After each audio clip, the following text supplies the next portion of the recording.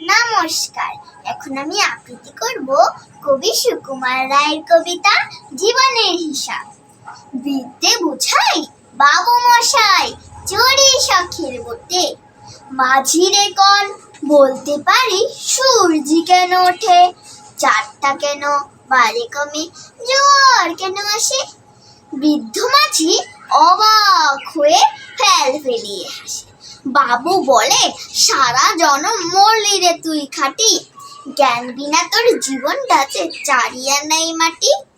খানিক বাদে কহেন বাবু বল তো দেখি ভেবে, নদীর ধারা কেমনে আসি পাহাড় হতে নেমে, বলতো কেন লবণ পোড়া সাগর ভরা পানি।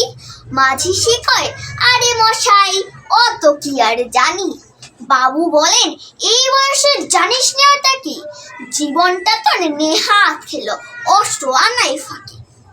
আবার ভেবে কহেন বাবু বলতো রে বুড়ো কেন এমন নীল দেখা যায় আকাশের ওই চূড়ো, বলতো দেখি সূর্য চাঁদের গ্রহণ লাগে কেন। বৃদ্ধ বলেন আমায় কেন লজ্জা দিয়েছেন হেন। বাবু বলেন বলবো কি আর বলবো তোরে কিতা, দেখছি এখন জীবনটা তোর 12 আনাই বৃথা। খানিক বাদে ঝড় উঠেছে ঢেউ উঠেছে ফুলে, বাবু দেখেন নৌকাখানি ডুবলো বুঝি দুলে। মাঝিরে কন এ কি আপদ ওরে ও ভাই মাঝি, ডুবলো নাকি নৌকো এবার মরবো নাকি আজি। মাঝি শুথায় সাঁতার জানো মাথা নাড়েন বাবু, মূর্খ মাঝি বলেন মশাই এখনে কেন কাবু।